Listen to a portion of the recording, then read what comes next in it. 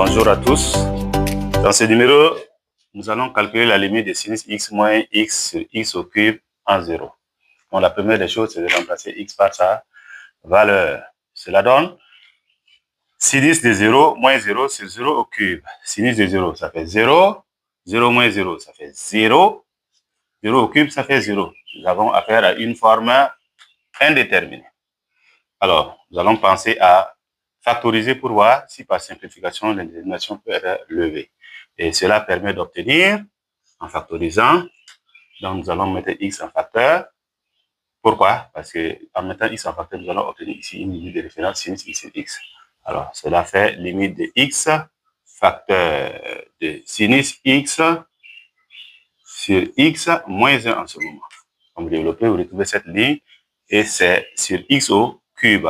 Comme je vais factoriser pour pouvoir voir si je peux lever l'indétermination, x au cube, ça va faire x fois x au carré en 0. Donc, j'ai une simplification. Alors, cette limite de référence étant manifeste, sinus de x sur x en 0, cette limite-là fait 1. Alors, je poursuis les calculs. 1 moins 1, ça fait 0. 0 au carré, ça fait 0. J'ai toujours une forme indéterminée. Nous venons de constater que, à l'issue de ces deux méthodes, l'indétermination persiste. Dans cette capsule, nous allons vous proposer une méthode qui permet donc de lever cette indétermination qui est sous la forme 0 sur 0 et c'est le théorème de L'Hopital ou la règle de L'Hopital. Donc, d'après ce théorème,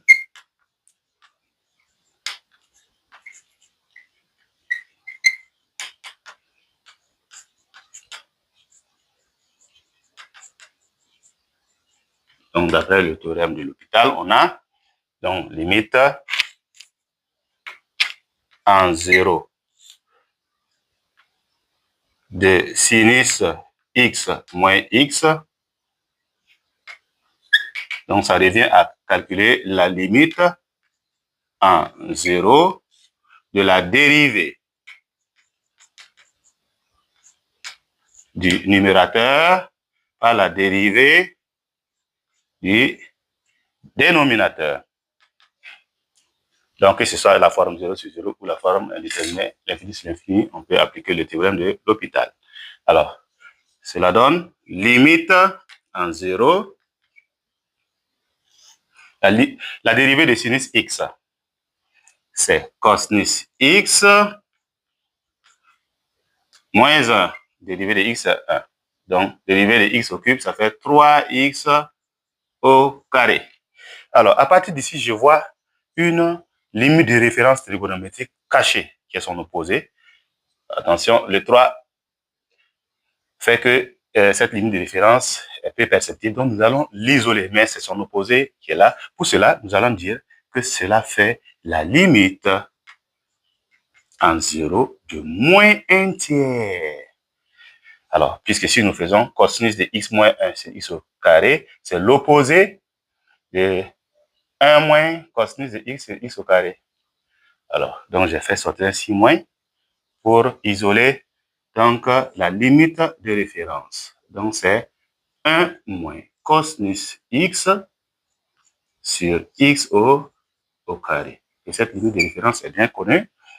Donc, cela fait 1 demi. 1 demi fois moins 1 tiers, nous avons moins 1 sixième.